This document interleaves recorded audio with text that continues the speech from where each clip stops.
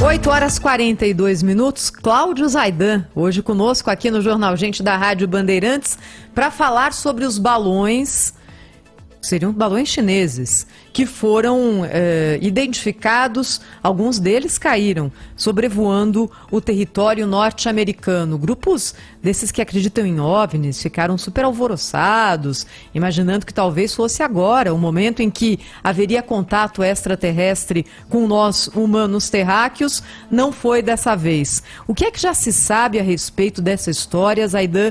Quais são as implicações desse caso tão estranho e tão intrigante, hein? Bom dia. Bom dia, Thaís. Bom dia, Pedro, Cláudio, Sônia. Opa. Saudação para todos os ouvintes. Bom dia, Zaidan. Bom dia. Bom, tá parecendo festa junina, né? Tanto balão. E o interessante nessa história é que hoje a Reuters traz uma declaração de um funcionário dos Estados Unidos dizendo que eles acreditam que esse balão tinha como trajetória original os céus do Havaí e também de Guam. Guam é uma ilha ali na Micronésia, no Pacífico. Já foi da Espanha, quando houve a guerra hispano-americana, houve o Tratado de Paris, e aí os Estados Unidos ficaram com a ilha. E lá tem bases militares importantes.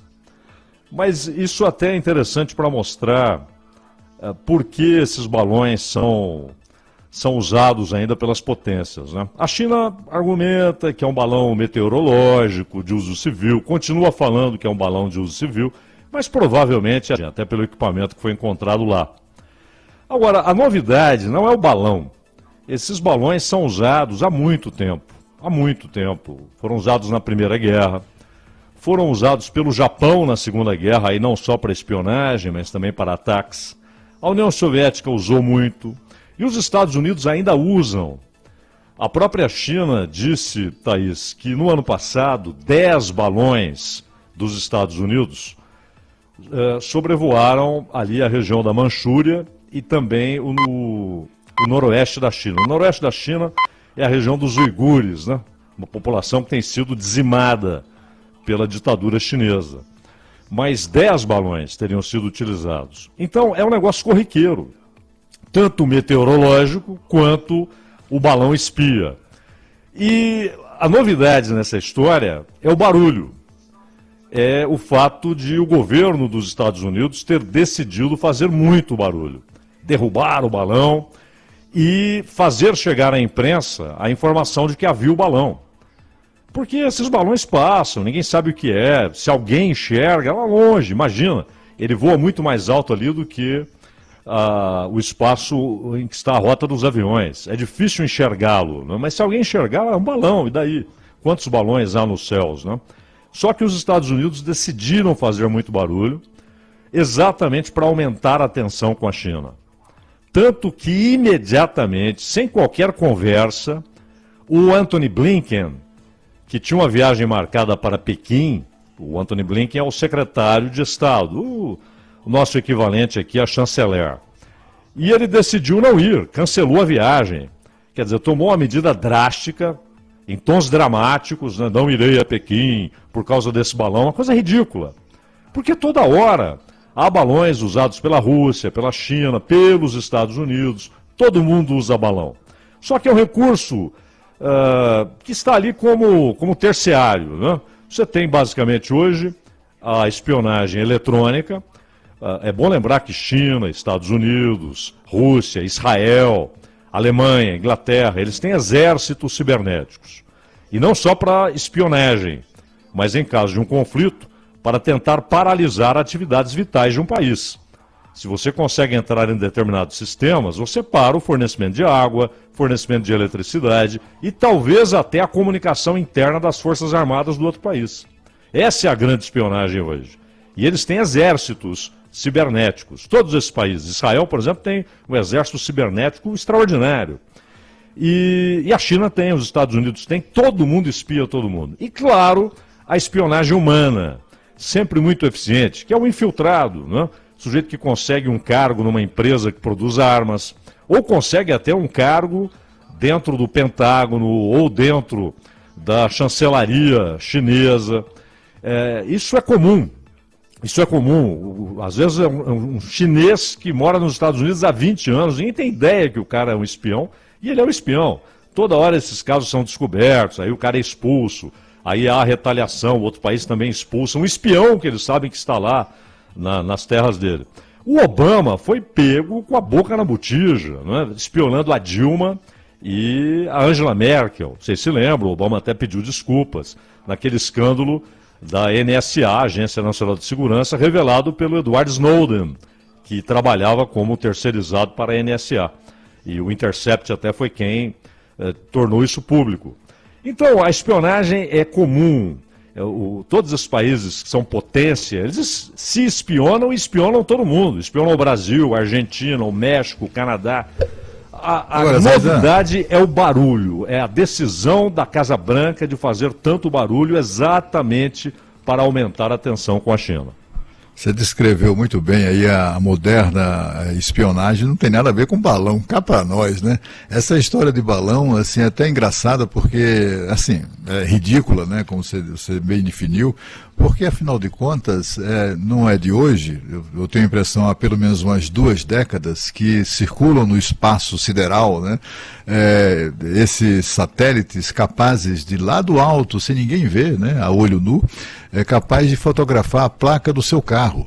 Mas para que balão? Eu não consigo compreender isso assim. O interessante, Cláudio, é que algumas vantagens que o balão tem, mas que são, enfim, não são decisivas, né? É um recurso terciário, realmente. Os satélites, claro, têm uma precisão muito maior, só que eles têm uma órbita definida e imutável, né? E uma velocidade também imutável, seguindo sempre o movimento de rotação da Terra. Já os balões, pelo menos durante 3 dias, você consegue prever, porque hoje você tem a ciência do movimento dos ventos, então você consegue prever qual vai ser a trajetória dele durante 3 dias. Depois disso é muito difícil, porque aí os ventos mudam, etc. Tanto que a ideia original aqui é que ele iria sobrevoar Guam e o Havaí, e de repente foi parar no continente, né? Passou pelo Canadá e chegou aos Estados Unidos. A vantagem do balão é que, pela velocidade dele, muito lenta, ele consegue ficar mais tempo tomando imagens de determinado lugar. Diferentemente do satélite, que tem aquela velocidade imutável, né? Se a velocidade dele muda, ele despenca. Agora... muito mais... Eu estou aqui, exatamente. É para dizer, estou aqui. Eu acredito mais num esforço muito grande do governo Biden, como acontece com todos os governantes com a reputação em chamas, ou com dificuldades de aprovação do seu governo, de procurar um inimigo externo. E aí acabaram encontrando essa coisa ridícula de balão, né? A guerra na Ucrânia é isso, né, Cláudio? Pois é, exatamente. Os balões, que eles são usados ainda, é indiscutível, não é? Por alguns motivos que ainda interessam às agências, né? São baratos e têm alguma eficiência, mas definitivamente não são os mais importantes, nem de longe, nem de longe. Por isso que, você tem razão, Cláudio, por isso que eu disse que a novidade nessa história foi o barulho da Casa Branca, e do Departamento de Estado e do Departamento de Defesa, inclusive com o ridículo de um míssil de $400 mil não atingiu o alvo, caiu no mar. Jogaram $400 mil no mar. Agora, o que veio depois, isso que a Thaís mencionou, né? As pessoas começaram a enxergar riscos no firmamento, né? E a imprensa americana, que faz um grande movimento de proteção do Biden, por causa do Partido Democrata, a ideia é tentar ter um democrata na Casa Branca a partir de janeiro de 25, a eleição será no ano que vem, 24, dificilmente será o Biden, né? Mas a ideia é proteger a administração dele, não todos, você tem muitos jornalistas independentes que fazem um trabalho brilhante, mas CNN, NBC, Washington Post nem se fala, o Washington Post hoje é um porta-voz, um panfleto do Serviço de Segurança dos Estados Unidos. Agora, há um aspecto interessante aí, que é o fato de que exatamente naqueles dias houve uma denúncia muito séria de que os Estados Unidos explodiram o Nord Stream 2, aquele gasoduto, o segundo gasoduto, levando gás da Rússia para a Europa Ocidental, principalmente para a Alemanha, não só para a Alemanha. E isso é um ato de guerra. Você destruir parte da infraestrutura de um país, e na verdade você está atingindo não apenas um, mas um conjunto de países, é um ato de guerra. E a Alemanha, de maneira servil, pusilânime, que tem sido, lamentavelmente, a atitude do Scholz, a Alemanha ficou calada. E a denúncia da Rússia, claro, foi recebida como propaganda russa. Mas foi um repórter americano, tremendamente respeitado, que fez denúncias sérias e comprovadas desde os tempos do Vietnã, passando pela guerra no Iraque, inclusive denunciando centros de tortura do exército dos Estados Unidos no Iraque. Depois houve a comprovação com imagens e tal. Não só fotos, mas filmes, né, de gente sendo torturada, iraquianos sendo torturados pelos soldados americanos. E agora ele trouxe essa denúncia e dizendo o seguinte: foi um trabalho conjunto da inteligência militar e da CIA, com ordem expressa ou autorização expressa do Joe Biden. Isso é um ato de guerra. E exatamente nesse momento eles começaram a dizer: olhem para o céu, olhem os riscos no firmamento, olhem os balões, é espionagem chinesa, ou então é um OVNI. O que é um OVNI? Objeto voador não identificado. Só que essa expressão passou a ser associada automaticamente a extraterrestres, né? Parecia o Orson Welles lá na Guerra dos Mundos, né? Zaidan, algum episódio semelhante que já tenha sido registrado aqui no Brasil, não de ETs, é claro, mas de espionagem com balões? Será que isso acontece por aqui também, Zaidan? Aqui o que foi descoberto foi a espionagem eletrônica, né? Diretamente da presidente da República, né? Da Dilma Rousseff. E isso é muito grave, né? O Obama, repito, pediu desculpas, ele nem tentou dizer não é verdade, porque as revelações do Snowden foram decisivas. Aliás, o Snowden está na Rússia, não porque ele ama a Rússia, mas porque lá ele está protegido. Se ele pisar nos Estados Unidos, ele pode ser condenado à morte como traidor da pátria. É uma possibilidade, duvido que façam isso, que chegue a uma sentença como essa, mas ele provavelmente pegaria uma cana muito pesada, talvez até perpétua, mas está sujeito até, como crime federal de traição, foi assim que foi denunciado, à morte. E você tem o caso do Assange, o Assange que os Estados Unidos querem a extradição para vê-lo apodrecer na cadeia.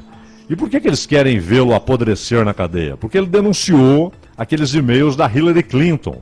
Enquanto ele denunciava agentes do Partido Republicano e tal, ele era festejado pela imprensa. Quando ele passou a denunciar tramóias do Partido Democrata e aqueles e-mails da Hillary Clinton, ele passou a ser visto como inimigo dos Estados Unidos e houve um esforço que ainda não se encerrou.